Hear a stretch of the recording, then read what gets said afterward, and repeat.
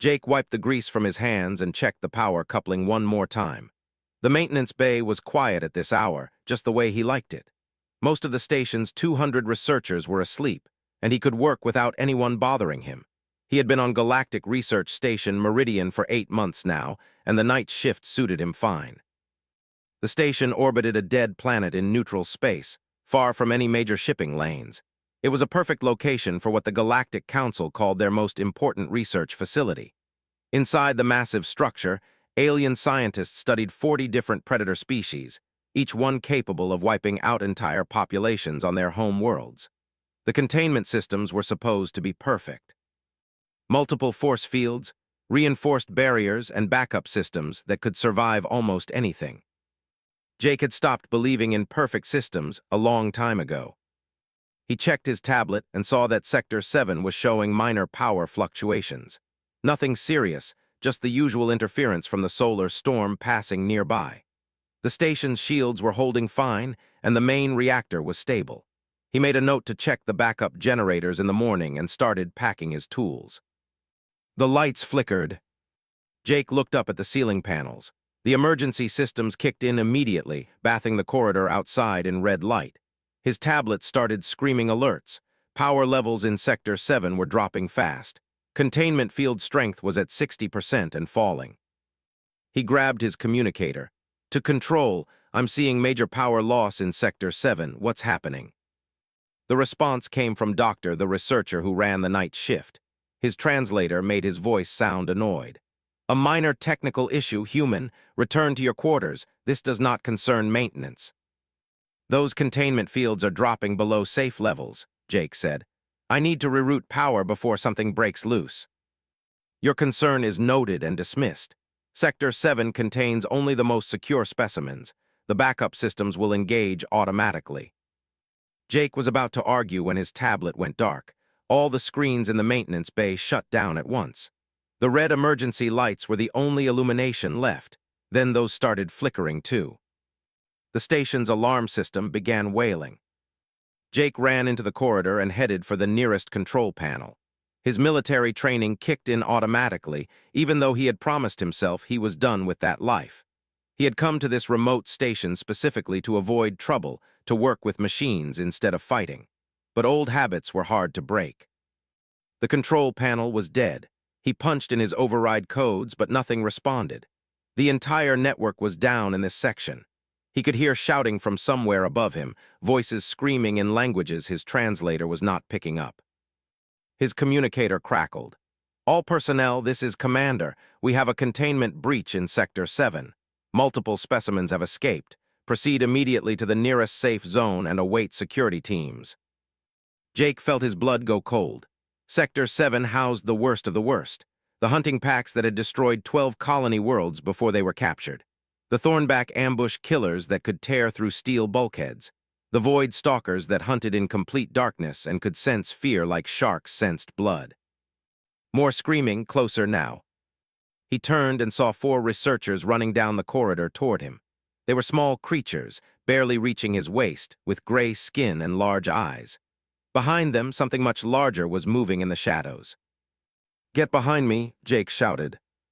The researchers scrambled past him, their translator devices babbling in panic. Jake looked around for anything he could use as a weapon. His toolbox had a plasma cutter, a heavy wrench, and some cable. Not much against a predator designed by evolution to be a perfect killer. The creature stepped into the red emergency light. It was a thornback, nearly 3 meters tall, walking on 4 powerful legs. Rows of razor-sharp spines covered its back, and its mouth was full of teeth meant for ripping and tearing. The thing's 6 eyes focused on Jake, and it made a sound like grinding metal. The researchers behind him were frozen in terror. Jake could hear their rapid breathing, could smell their fear. The thornback could probably smell it too. That was how these things hunted. They followed the scent of panic. Jake stepped forward. The thornback paused. In all its hunting experience, prey did not move toward it. Prey ran. This small creature was doing something wrong, something that did not fit the pattern. That's right, Jake said quietly. I'm not running. He grabbed the plasma cutter from his toolbox and activated it. The blue flame cast wild shadows on the walls. The thornback's head tilted, studying this strange behavior. Jake used those few seconds to grab a canister of compressed air from the emergency locker behind him. When the Thornback charged, Jake dove to the side and brought the plasma cutter down on the nearest emergency panel. The panel exploded in a shower of sparks, and the fire suppression system activated. White foam sprayed from the ceiling, covering the corridor in a thick blanket. The Thornback could not see. It roared and spun, searching for its prey. Jake moved through the foam quietly, getting behind the creature. He opened the compressed air canister and threw it at the Thornback's feet, then fired the plasma cutter at it. The canister exploded with enough force to knock the creature sideways. It crashed into the wall, stunned but not seriously hurt. Jake did not wait. He grabbed the researchers and ran. "This way," he shouted, leading them toward the maintenance tunnels. These passages were too small for the Thornback to follow. They crawled through the narrow space while behind them, the predator's roars echoed through the station. Jake helped the last researcher through the tunnel entrance and sealed the hatch behind them. His hands were shaking, but his mind was clear. The researchers were looking at him with something between shock and awe. "You saved us," one of them said through his translator. "How did you know what to do?" "Lucky guess," Jake lied. The truth was more complicated. Earth was classified as a Class 12 by the Galactic Council. Most species came from gentler planets where predators were rare. Humans had evolved alongside creatures just as dangerous as anything in this station's containment cells. Jake had grown up hunting in the wilderness areas of Earth's colonies. He had served in the defense forces and faced things that would give these researchers nightmares. But he did not talk about that anymore. His communicator came back online. His voice crackled through. "Jake, are you alive? Ben and I are trapped in the medical bay. There are things in the corridors, big things." "Stay there," Jake said. "I'm coming to get you." "Negative." Commander ordered everyone to shelter in place. Security teams are mobilizing. Jake looked at the researchers huddled around him. They were terrified, barely able to function. He thought about Ben, his only real friends on this station, trapped and waiting for help that might not come in time. He thought about the Thornback and the other predators loose on the station. 40 different species, each one a perfect killer. The alien security forces would follow their standard protocols, their careful procedures. Those protocols were designed for civilized threats, not for creatures that existed only to hunt and kill. Jake made his decision. "I need you to listen carefully," he said. "Lock yourself in the medical storage room, the one with the reinforced doors. Don't come out until I get there." "Jake, what are you planning?" "Someone needs to go get the people who are trapped," he said, "and I don't think the security teams know what they're up against." He turned to the researchers. "There's a safe room 2 corridors over. Follow this tunnel to Junction 4, then go left. The door code is 7729. Lock yourselves in and don't open it for anyone except security." "What about you?" one of them asked. Jake moved through the corridors like a ghost. The emergency lights created pools of red darkness perfect for hiding. He kept his back to the walls and listened carefully before rounding each corner. The station was filled with sounds that did not belong there, scraping claws on metal floors, heavy breathing from things that should have been locked away, screams in the distance. He found the first body near Junction 12. A security officer, one of the reptilian species that made up most of Commander's forces. The Thornback had gotten him. Jake did not look too closely. He took the officer's sidearm and kept moving. The weapon felt wrong in his hand. It was designed for alien fingers, awkward and unbalanced. But it was better than just a wrench and a plasma cutter. He checked the charge. Half full, maybe enough for a few shots if he was lucky. His communicator buzzed. "All security teams fall back to Sector 2. Repeat, fall back to Sector 2. Defensive positions only." Jake recognized Commander's voice. The reptilian was scared, trying to hide it with military discipline. The security forces were retreating already. That was bad. If the trained soldiers could not handle the predators, the civilian researchers had no chance. He reached the medical bay 10 minutes later. The corridor outside was torn apart. Claw marks gouged the walls. Dark stains covered the floor. Jake approached the door carefully and knocked in the pattern he had arranged with. "It's me, open up." The door slid open just enough for him to slip inside, then slammed shut again. Grabbed his arm and pulled him away from the entrance. She was covered in blood that was not hers, her medical uniform torn and dirty. "You actually came," she said. I said I would. Ben Carter was sitting against the wall, his face pale. He was the youngest of the three humans on the station, barely 25, and he looked like he was about to be sick. There's something out there. I saw it through the door camera. It was the size of a cargo hauler and it moved like liquid. Void Stalker, Jake said. They can compress their bodies to fit through small spaces. Did it see you? I don't think so. We killed the lights and stayed quiet. Check the medical storage room. We have maybe a dozen survivors in here. Most of them are injured. I've done what I can, but they need proper treatment. Jake looked at the survivors. They were various species, all of them researchers who had been in the medical bay when the breach happened. They stared at him with wide eyes, clearly terrified. One of them, a floating jellyfish-like creature, spoke through its translator. You are the human from maintenance. You cannot help us. Humans are fragile. You come from a low-gravity world with no real predators. Laughed, but there was no humor in it. Is that what they teach in the Galactic Academy? Earth is classified as Class 12, Jake said quietly. We have gravity that would crush half the species in this station. Our atmosphere has 21% oxygen, which is toxic to most life forms. And we have predators, lots of them. The jellyfish creature's translator made a dismissive sound. Impossible. The records show humans are weak, slow, and poorly adapted for survival. The records are wrong, said. She pointed at Jake. This man served 8 years in Earth's colonial defense forces. He hunted things that would eat your entire species for breakfast. Ben pulled up his tablet, which had somehow stayed connected to the station's database.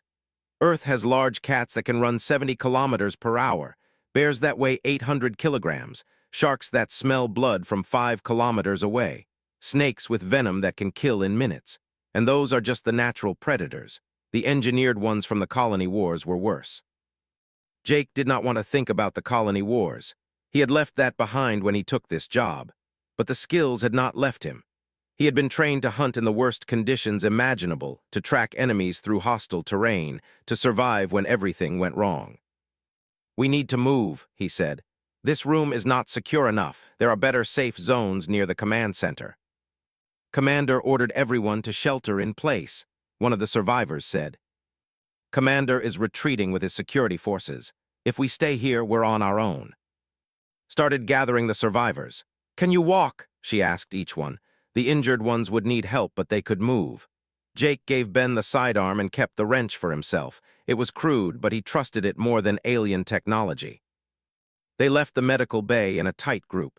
Jake led them through the maintenance passages he knew by heart, avoiding the main corridors where the predators would be hunting. The survivors stayed quiet, following his hand signals even though most of them had never done anything like this before. They were halfway to the command center when Jake heard the clicking sound. He held up his hand and the group stopped. The clicking came from ahead of them, echoing through the tunnel. It was a sound Jake recognized from the research files. Communication. The hunting packs used clicks and chirps to coordinate their attacks. Back up slowly, he whispered. But the survivors panicked. One of them, a small bird-like creature, tried to run. Its feet made too much noise on the metal floor. The clicking stopped. Then they came around the corner. There were 5 of them, each one the size of a large dog, with scales like armor and teeth like knives. They moved together with perfect coordination, spreading out to block the tunnel. Their eyes glowed in the darkness. The survivors screamed. Some tried to run. Jake grabbed Ben and shoved them back toward the others. Stay together, don't scatter. But the survivors were not trained for this. They broke apart, running in different directions. The pack split up to chase them. 2 of the creatures went after the fleeing aliens. 3 focused on Jake's group. Jake stepped forward and swung the wrench with everything he had. It connected with the lead's skull, and the creature went down hard. The other 2 circled him, trying to get behind him, but Jake had fought pack hunters before. He kept moving, never letting them get around him. Ben fired the sidearm. The shot went wide, but it distracted one of the long enough for to hit it with a medical scanner. The device shattered, but the creature stumbled. Jake kicked it in the ribs and heard something crack. The third lunged at his throat. Jake caught it with his left hand, holding its snapping jaws away from his face. The creature was strong, incredibly strong. Its claws raked across his arm, drawing blood. Jake brought the wrench down on its spine again and again until it stopped moving. He dropped the dead creature and looked around. The other two were down. Ben was breathing hard, his hands shaking. Had a cut on her forehead, but she was already helping the survivors who had not run. "You just killed 3, one of the survivors said. His translator made his voice sound shocked. "With simple tools, that should not be possible." "On Earth, we call it hunting," Jake said. His arm was bleeding badly, but he ignored it. "How many did we lose?" She did her count. 2 ran off. I don't know if they made it. Jake felt sick. 2 lives lost because people panicked, but he could not focus on that now. "We need to keep moving. Where there are 5, there are usually more." They continued through the tunnels, moving faster now. The survivors had stopped questioning Jake's decisions. They followed his lead without argument, trusting the human who had just killed 3 predators with a wrench. They reached the command center 20 minutes later. The doors were sealed, and security forces had set up defensive positions. Commander himself was there, directing his troops. He saw Jake's group and ordered the doors opened. The commander said, "How did you make it through the hunting zones?" "We walked carefully," Jake said. One of the survivors spoke up. "He killed 3 with basic tools. I have never seen anything like it." Commander's scaled face showed surprise. "You engaged a hunting pack and survived." "Yes, sir." "That is remarkable. My security forces have been taking heavy casualties from those creatures." Jake looked at the defensive positions. They were set up according to standard military doctrine, textbook perfect. But they were designed to fight enemies who followed rules, who used tactics that made sense to civilized species. The predators did not care about rules. "Commander, permission to speak freely." "Granted." "Your defensive positions won't work. The predators are not going to attack where you expect. They're going to find the weaknesses and exploit them. You need to change your approach." Commander's expression hardened. "I have been a military officer for 30 years, human. I do not need tactical advice from a maintenance worker." "With respect, sir, I've been hunting dangerous creatures since I was 15. These predators are not that different from what we have on Earth. Earth is a backwater world. Your experience with primitive beasts does not translate to this situation." Jake wanted to argue, but he could see it was pointless.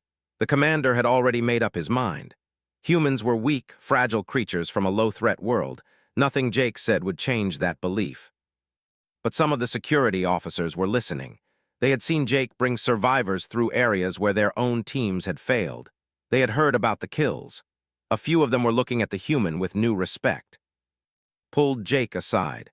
"They're not going to listen to you," stared at Jake like he had lost his mind. "Go hunting. You want to go after the predators deliberately." "They're coordinating," Jake said. "Did you notice the pack? They were working together, communicating. The research files said they only did that with their original pack members. But these came from different capture operations, different worlds. They should not be cooperating." Ben pulled up the security footage on his tablet. "He's right. Look at this feed from Sector 5. 3 thornbacks moving together. The files say thornbacks are solitary hunters. They kill each other on sight." "Something is making them work together," Jake said. "If we can find out what, we can break it." One of the security officers had been listening. His name was a mammalian species with gray fur and sharp eyes. "The human makes sense. Our defensive strategy is failing. Perhaps an offensive approach would work better." Commander turned to face them. "You are suggesting we hunt creatures that have killed half my security force already." "Yes, sir," Jake said. "But we do it smart. We study their patterns, find their weaknesses, and hit them when they're vulnerable." "This is madness." "Respectfully, Commander, staying here and waiting for them to break through is also madness. At least this way we're taking action." The commander looked at his defensive positions, then at the casualty reports on his screen. His forces were being destroyed piece by piece. The conventional approach was not working. He seemed to be considering something he did not want to admit. "If I allow this foolishness, who would go?" "I will," Jake said. "I'm going too," added. "You'll need medical support." Ben nodded, "And I can track their movements through the security system." Stepped forward. "I volunteer as well. I want to see how humans hunt." 3 more security officers joined them. They were all veterans who had seen their teams torn apart by the predators. They were willing to try anything that might work. Commander finally nodded. "You have 6 hours. If you are not back by then, I will assume you are dead. Do not expect rescue." Jake gathered his small team in one of the side rooms. He pulled up the station schematics on a large display. All right, here's what we know. The predators are concentrated in 3 main areas. Sector 7, where they originally broke out. Sector 5, near the hydroponics bay. And Sector 9, which houses the main environmental controls. They're targeting life support, Ben said. If they take environmental controls, they can shut down air circulation to the safe zones. That's why we hit them first, but we need to be strategic about this. Jake pointed to Sector 5. The hydroponics bay is the smallest area. If there's a pack leader there, we take it out and see what happens to the others. Checked her medical supplies. I'm ready when you are. They moved out through the maintenance tunnels again. Jake led them on a route that avoided the main corridors, using his knowledge of the station's layout to stay ahead of the hunting packs. The team followed his signals without question now. Even and the other security officers deferred to the human's judgment. It took them 40 minutes to reach the hydroponics bay. The area was filled with artificial trees and plants from various worlds, creating a jungle inside the station. Perfect ambush territory for predators. Spread out, Jake whispered. Stay in visual contact with each other. If you see movement, signal but don't shoot unless you have a clear target. The team moved into the hydroponics area carefully. Jake could hear things moving in the artificial forest. The rustling of leaves that had nothing to do with the air circulation system, the occasional click of communication. He found the first sign near the central water feature. Claw marks on the tree trunks, fresh and deep, territorial marking. The pack was claiming this area as hunting grounds. Ben's tablet vibrated. He showed Jake the thermal scan. I'm picking up multiple heat signatures, looks like 7 all clustered near the eastern section. That's where the food storage connects to hydroponics, said. They're guarding the food supply. Jake studied the thermal reading. One of the signatures was larger than the others, and it was positioned at the center of the group. There, that's the pack leader. How can you tell? Asked. Position, the others are arranged in a protective circle around it. That's pack behavior. The leader is the most valuable member, so they keep it safe. So we kill the leader and the pack falls apart. Maybe, or they might go into a frenzy and attack everything in sight. Either way, it breaks their coordination. Jake explained his plan. They would create a distraction on the west side of hydroponics, drawing off most of the pack. Then a small team would move in from the east and take out the leader before the others could respond. This is very risky, said. If the timing is off, we will be surrounded. Got a better idea? No, I am simply observing the reality of our situation. They set up the distraction using one of the irrigation systems. Ben rigged it to spray water at high pressure, creating noise and movement that would attract the Jake and would be the strike team. The security officers would provide covering fire if things went wrong. On my mark, Jake said. He watched the thermal signatures on Ben's tablet. They were still clustered around the food storage. 3, 2, 1, mark. Ben activated the irrigation system. Water exploded across the western section of hydroponics, crashing through the artificial forest like a flash flood. They reacted immediately. 5 of them broke away from the group and ran toward the disturbance. Jake moved fast. He led and through the eastern section, using the plant cover to hide their approach. They could hear the 5 tearing apart the irrigation system, searching for the source of the disturbance. The pack leader was exactly where the thermal scan had shown it. It was bigger than the others, with darker scales and longer claws. 2 guards stood beside it, watching the western section where their pack mates were investigating. Jake raised his hand, signaling and to stop. He needed to get closer. The guards would react the moment they sensed danger, and he had to take out the leader before they could protect it. He grabbed a rock from the hydroponics soil bed and threw it to the left of the guards. Both turned toward the sound. Jake ran forward, covering the distance in seconds. He brought the wrench down on the pack leader's skull with everything he had. The creature went down, but it was not dead. It screamed, a high-pitched sound that cut through the air like a knife. The 2 guards spun around and lunged at Jake. Fired his weapon, hitting one of the guards in the chest. The creature stumbled but kept coming, grabbed a metal support beam and swung it at the second guard, catching it across the legs. It fell, and Jake finished it with the wrench. The pack leader was trying to get up. Jake hit it again and again until it stopped moving. His arms were tired and his hands were covered in dark blood, but the job was done. The other 5 heard their leader's death scream. They came running back through the hydroponics bay, moving fast and angry. But something was wrong with them. They were not coordinating anymore. Each one was acting independently, attacking the nearest target without strategy. The security officers opened fire. 2 went down immediately. The other 3 split up and ran in different directions. One crashed into a wall, disoriented. Another attacked a support pillar like it was prey. The third ran straight into the water feature and started thrashing around. They lost their coordination, said, just like you predicted. Jake watched the remaining. They were dangerous, but they were no longer a unified threat. Individual predators could be handled by the security forces. It was the organized packs that had been doing the most damage. Ben, get me those thermal scans of the other sectors. Ben brought up the readings. Sector 9 shows a large cluster of thornbacks, maybe 8 or 9 of them, and Sector 7 has something big. The thermal signature is off the scale. Void Stalker, Jake said. They generate very little heat normally, but when they're active, they burn hot. Was staring at the dead pack leader. In my 20 years of military service, I have never seen anyone track and eliminate a target that efficiently. You did not hesitate, did not second-guess your decisions. How did you learn to hunt like this? Jake did not answer right away. He was remembering other hunts, other kills. The colony worlds where he had served. The things he had done in the name of protecting settlements from creatures that wanted to destroy them. He had left that life behind because he was tired of fighting, tired of killing. But the skills had not left him. Earth is a dangerous place, he finally said.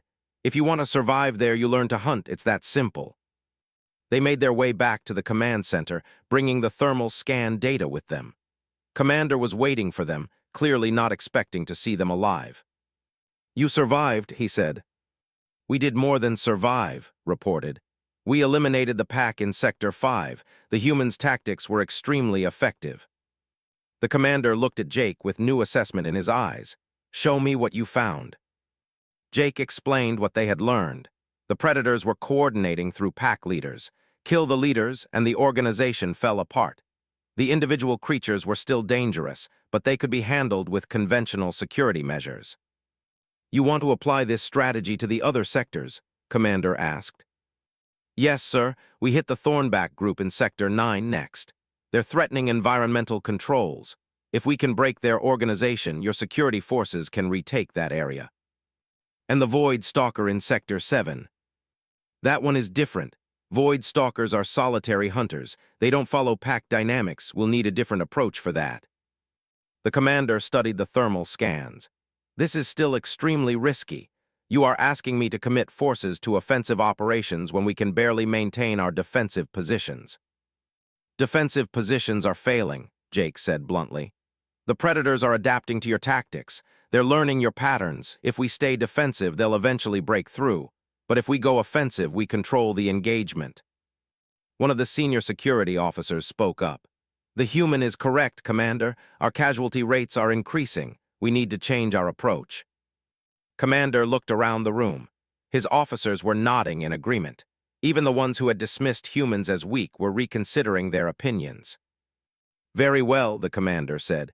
You will lead the strike team to Sector 9. I'm assigning you full tactical command. Will serve as your second. Jake felt the weight of responsibility settle on his shoulders. People's lives would depend on his decisions, but he had carried that weight before. We move in 2 hours, he said. That gives us time to prepare and study the Thornback behavior patterns. As the team prepared for the next mission, pulled Jake aside. You okay? You've got that look on your face. What look? The one that says you're remembering things you'd rather forget. Jake looked at his hands. They were cleaned up now, but he could still feel the blood on them. I came here to escape this kind of life. I wanted to fix machines, not hunt monsters. The strike team assembled in the armory. Jake now had access to proper weapons instead of just a wrench and a plasma cutter. He chose a pulse rifle that felt reasonably balanced in his hands and a combat knife that reminded him of the one he had carried during his service years. The other team members were armed and ready, 12 soldiers total including, and 2 other humans who had come from their quarters to join the fight. Was reviewing medical protocols with the combat medics. Ben had set up a mobile command station with tablets showing real-time thermal scans of Sector 9. The Thornback group was still there, clustered around the environmental control systems. 9 heat signatures, Ben reported. All large, they're not moving much, which suggests they're guarding something rather than actively hunting. Jake studied the layout of Sector 9. It was a maze of machinery and control systems, lots of vertical spaces and narrow passages. Bad terrain for a fight, but it could work in their favor if they used it right. Thornbacks are ambush predators, he explained to the team. They like to hide and strike from unexpected angles. In this environment, they have all the advantages. We need to take that away from them. How do we do that? One of the security officers asked. We make noise, lots of it. Force them to come to us instead of waiting for us to walk into their ambushes. Then we hit them in the open where we can see them coming. Nodded, the human thinks like a predator. This is good strategy. They moved out towards Sector 9 using the routes Jake had mapped. The station was quieter now. Most of the loose predators had either been killed, recaptured, or had gone to ground in hiding spots. But that just meant the ones still out there were the and most dangerous. They reached the entrance to Sector 9 without incident. Jake signaled for the team to spread out into their assigned positions. Ben would stay at the entrance with 2 guards, coordinating from safety. Would be with the main assault group, ready to treat injuries. Jake would lead the advance. Remember the plan, Jake said. We make noise, draw them out, and take them down in the open. Don't chase them into the machinery. That's where they want us. He activated his communicator so Ben could hear everything. Ready when you are. Thermal scans show all 9 Thornbacks are still in the control room area, Ben reported. No movement. Jake raised his rifle and fired 3 shots into the ceiling. The noise echoed through Sector 9 like thunder. He fired 3 more times, then emptied half the magazine into a metal wall. The sound was deafening. The Thornbacks heard it. On the thermal scan, all 9 signatures started moving. They were coming to investigate the noise, just like Jake had hoped. Positions, he shouted. The team formed a defensive line with good and clear fields of fire. The Thornbacks emerged from the machinery one by one, their massive forms outlined in the emergency lighting. They saw the armed team waiting for them and paused. For a moment, neither side moved. Then the largest Thornback roared and charged. The others followed immediately behind it, a wave of claws and teeth rushing toward the defensive line. Jake fired in controlled bursts. His shots hit the lead Thornback in the chest and head. The creature stumbled but kept coming, and the others opened fire as well, their pulse rifles lighting up the corridor with energy blasts. The first Thornback went down 10 meters from the defensive line. The second and third fell soon after, but the others were learning. They split up, using the machinery as cover, trying to flank the team from multiple angles. Left side, Jake shouted. He pivoted and fired at a Thornback trying to come around through the ventilation systems. The creature took 3 hits and retreated back into cover. Was pulling a wounded security officer back from the line. A Thornback had gotten close enough to slash him across the leg before being driven back. She worked quickly to stop the bleeding while the fight continued around her. Jake saw movement on the right. A Thornback was climbing the wall, using its powerful claws to scale the vertical surface. It was trying to get above the defensive line where it could drop down on them from behind. Ben hit the gravity controls for Section 9C, Jake called into his communicator. What? That will affect all of us. Just do it. The gravity cut out. Everyone and everything in Section 9C suddenly became weightless. The Thornback on the wall lost its grip and started floating. Jake pushed off from the floor and flew toward it, firing his rifle. The shots hit home and the creature went limp. Gravity back, Jake said. When the gravity returned, Jake landed hard but managed to stay on his feet. The dead Thornback crashed to the floor with a heavy thud. The other predators seemed confused by this tactic. It was something they had not experienced before. The team pressed their advantage. They moved forward in coordinated fire teams, exactly the way Jake had trained them during the preparation time. The Thornbacks fought back hard, but they were being forced into the open where the team's superior firepower could be brought to bear. Jake saw the Alpha. It was hanging back, watching the fight rather than participating.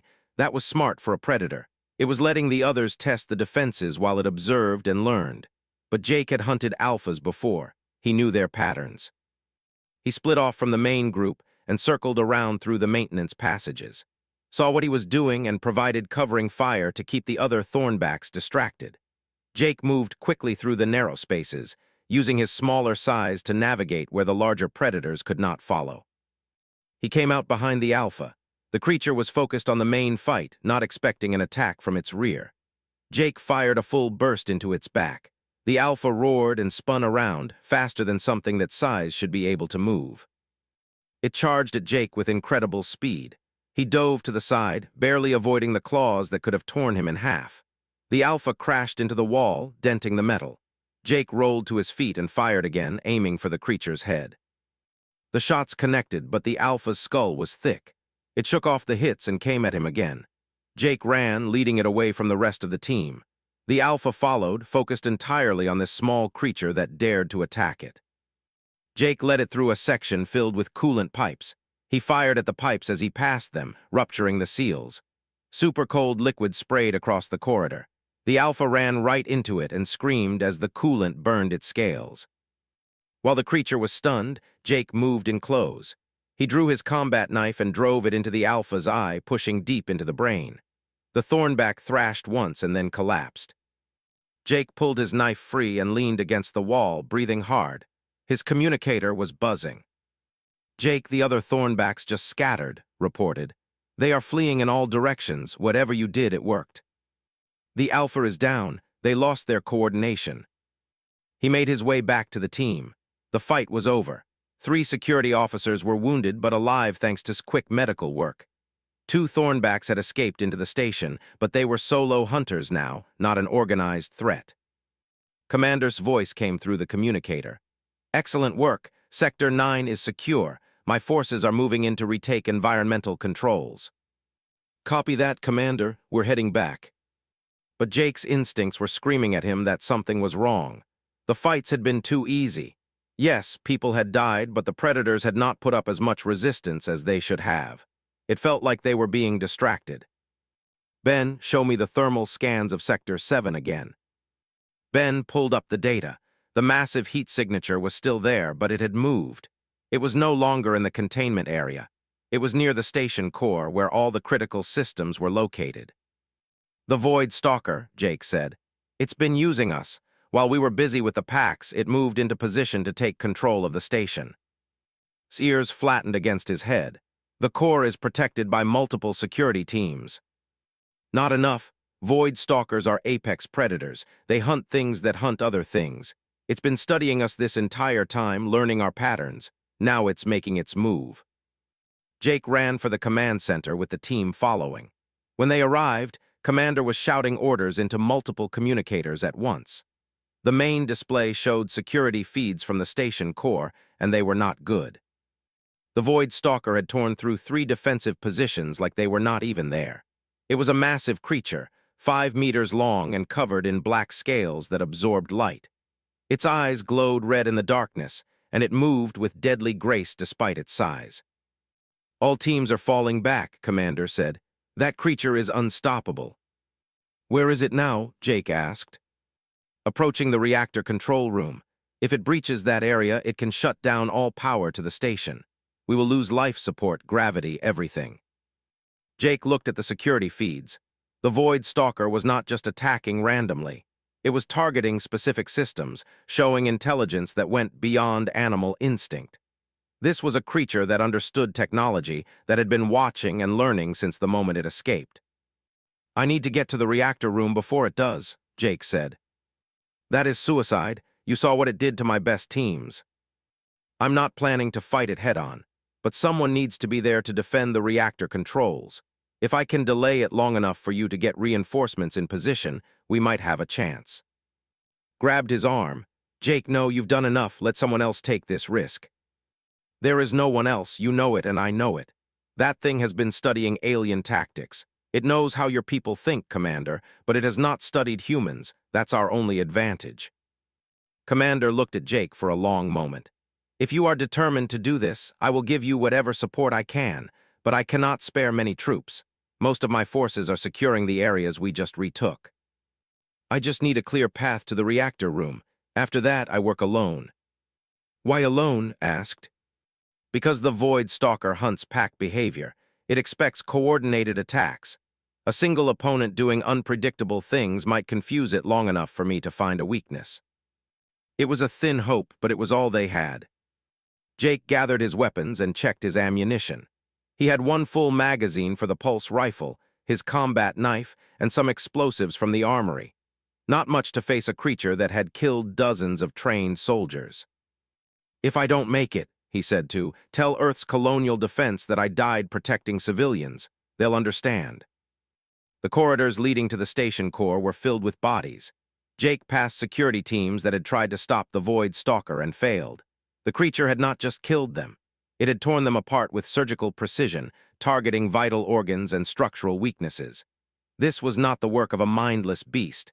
It was the work of a perfect predator that understood anatomy and knew exactly how to kill efficiently.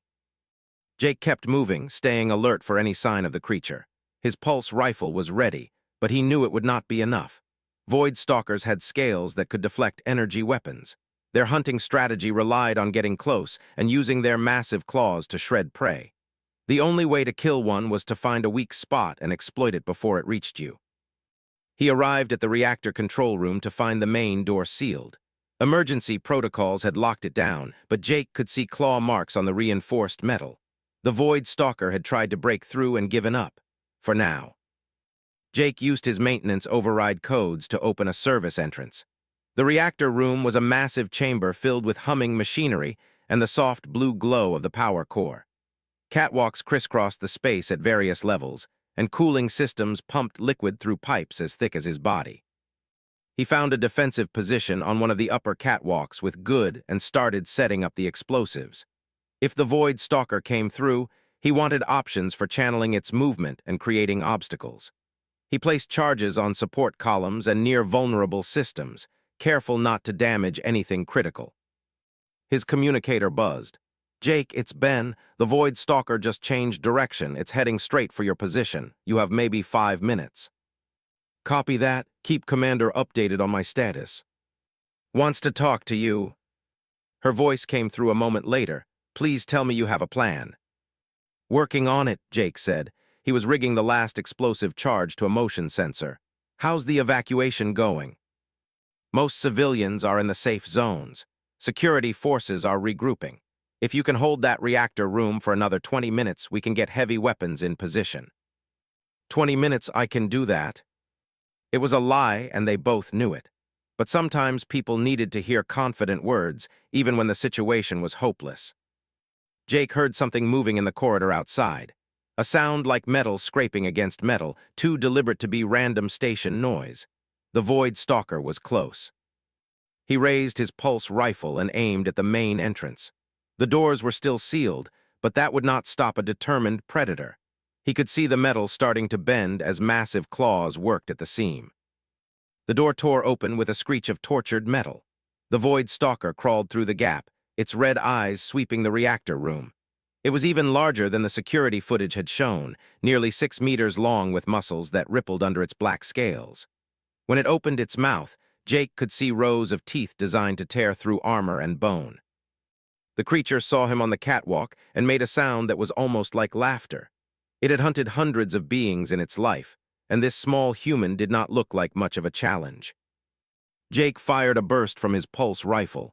The shots hit the Void Stalker's chest and deflected off its scales exactly as he had expected. But he was not trying to hurt it. He was testing its reactions. The creature moved fast, impossibly fast for something that size. It leaped onto a lower catwalk and started climbing toward Jake's position. He ran along the upper level, leading it away from the critical reactor controls. The catwalk swayed under his feet as the massive predator followed. When he reached the first explosive charge, Jake detonated it. The support column exploded and the catwalk beneath the Void Stalker collapsed. The creature fell 3 levels, crashing into a cooling system.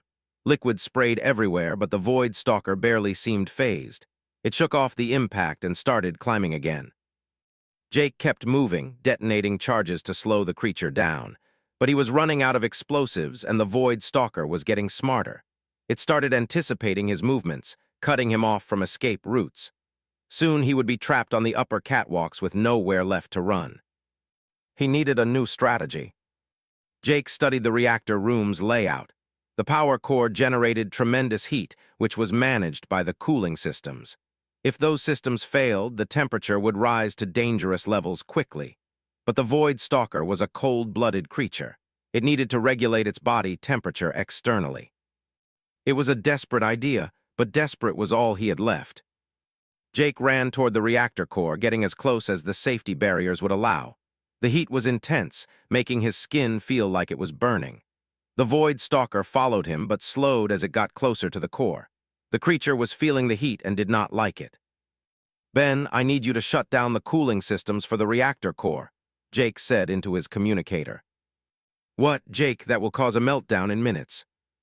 "I know, just do it." "The commander will never authorize that." "Then don't tell him. This is on me. Shut down the cooling now." There was a pause, then Ben's voice came back. "God help us both, shutting down cooling systems."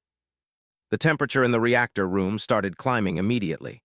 The Void Stalker noticed the change and stopped pursuing Jake. It made a sound of distress and started backing away from the heat. Its scales were built to absorb and deflect energy, which meant they also absorbed the rising temperature. The creature was being cooked alive. Jake was suffering too. The heat was unbearable, and he could feel his skin blistering. But humans could sweat. They could regulate their body temperature in ways that cold-blooded creatures could not. It was an evolutionary advantage from millions of years of surviving in Earth's harsh environments. The Void Stalker tried to reach the exit, but Jake had placed his last explosives there. He detonated them, sealing the main door and trapping both himself and the creature in the reactor room. The predator realized it was caught. It turned back toward Jake, red eyes burning with rage. Even dying from heat, it was still a deadly opponent. It charged across the reactor room, moving through the intense temperature through sheer will. Jake stood his ground. When the Void Stalker got close enough, he dove under its charge and drove his combat knife into the creature's throat, the one weak spot where scales did not protect it. The blade sank deep, and hot blood sprayed across Jake's hands. The Void Stalker thrashed, nearly throwing Jake off the catwalk. He held on to the knife and twisted it, cutting deeper. The creature's movements became weaker. Finally, it collapsed on the catwalk, dead. Jake pulled his knife free and fell to his knees. The heat was overwhelming. His vision was blurring, and he could not breathe properly. Black spots danced in front of his eyes. "Ben," he gasped into his communicator, "turn cooling back on, now." "Already on it. It's coming for you. Just hold on." Jake's strength gave out. He collapsed on the catwalk next to the dead Void Stalker.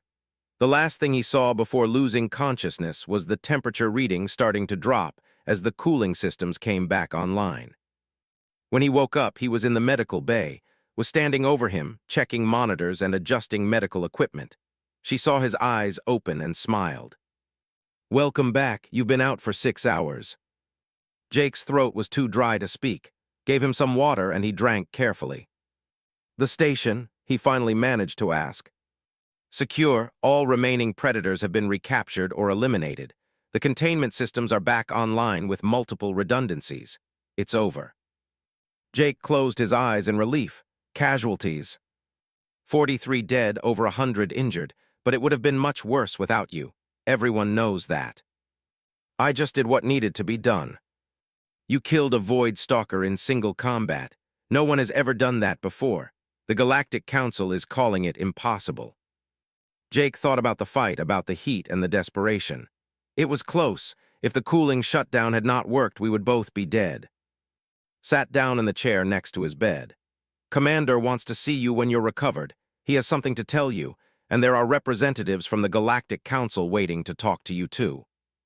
"I'm not interested in talking to politicians." "I don't think you have a choice this time.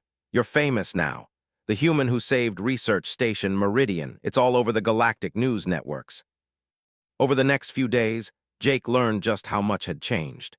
The official reports credited him with organizing the defense, hunting down the Predator pack leaders, and defeating the Void Stalker. His actions had been recorded by the station's security systems, and the footage was being studied by military academies across the galaxy. Commander came to visit him in the medical bay. The reptilian officer looked uncomfortable, like he was about to say something he did not want to admit. "I owe you an apology. I underestimated you and your species. That mistake cost lives." "You were working with the information you had, Commander. The Galactic Council has always taught that humans are weak. You had no reason to believe otherwise. But I should have listened when you offered tactical advice. Your strategies saved this station. I have submitted a report to the Council recommending that humans be integrated into galactic security forces. We need your perspective, your experience with predators and hostile environments." Jake did not know what to say to that. He had never wanted to be a symbol or a representative of humanity. He just wanted to fix machines and be left alone.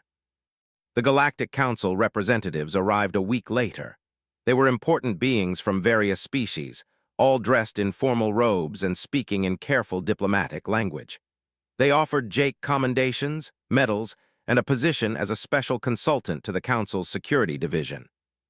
"We recognize that we have been ignorant about Earth and its people," one of them said. "Your actions have opened our eyes to humanity's potential. We would like to invite more humans to participate in galactic affairs." Jake looked at and Ben, who were standing nearby.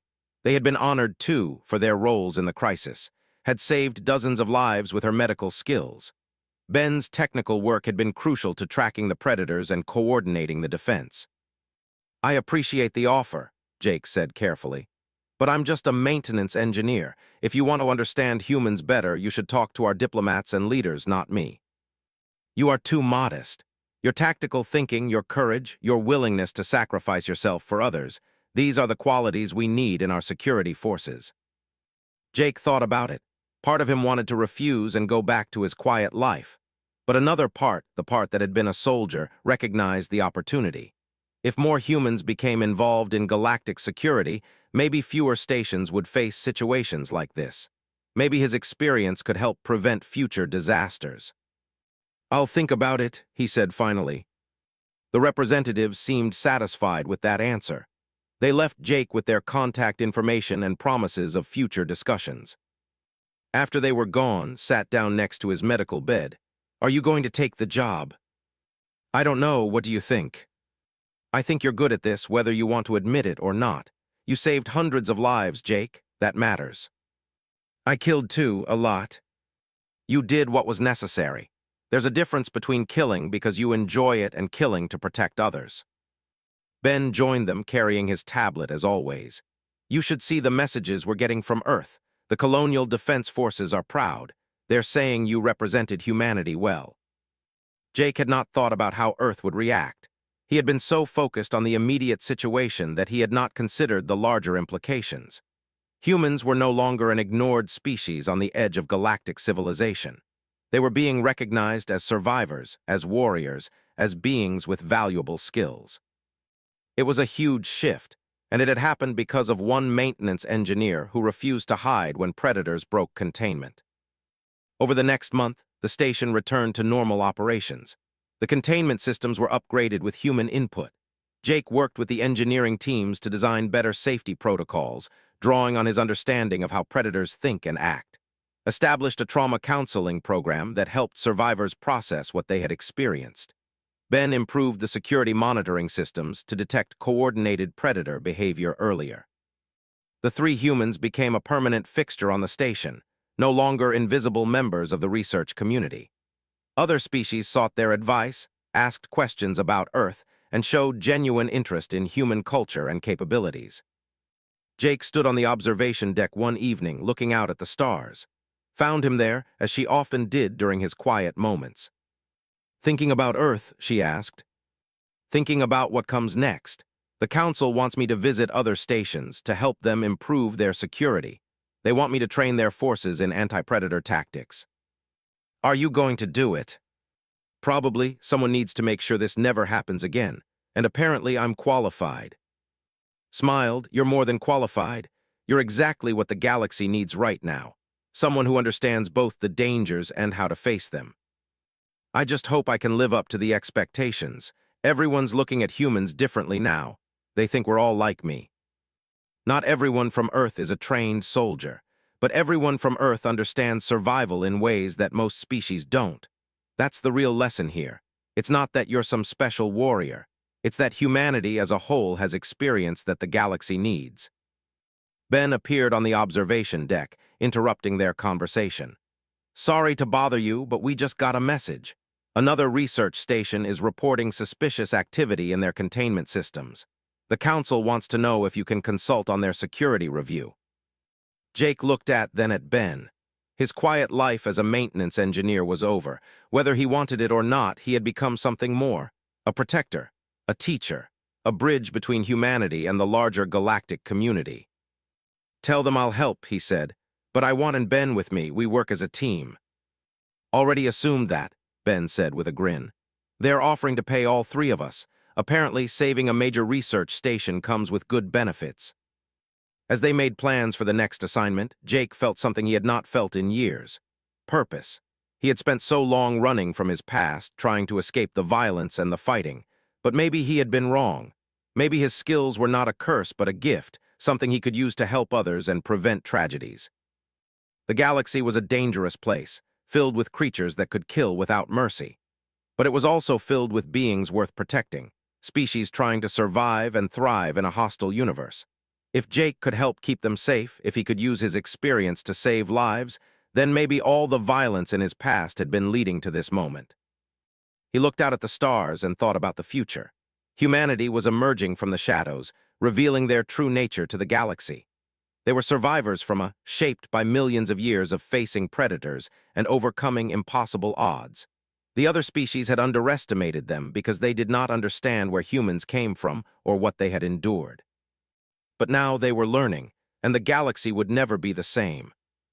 Jake had been just a maintenance engineer trying to live a quiet life. Now he was something else entirely, a symbol of what humans could achieve when they stopped hiding and embraced their true capabilities. The age of humanity being invisible in the galactic community was over. And Jake would help guide his species through whatever came next, one station at a time, one crisis at a time. Because that was what humans did. They survived. They adapted. They protected those who could not protect themselves. The predators had broken containment and faced the wrong human. But more importantly, the galaxy had learned that Earth produced beings who would stand and fight when others ran. That was a lesson the universe would not forget. You're coming back, said firmly. I'm not accepting any other outcome. Jake smiled. I'll do my best. He left the command center and headed for the station core alone. I know, but those people we saved today, they're alive because of you. That has to count for something. It does. I just wish it didn't feel so familiar. I know.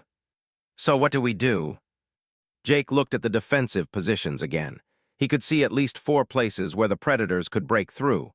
The command center would fall within hours if they did not change tactics. We go hunting, he said.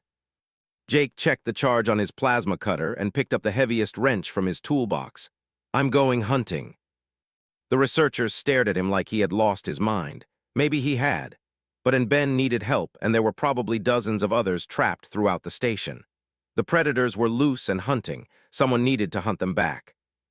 Jake crawled out of the maintenance tunnel and into the red-lit corridors of a station that had become a war zone.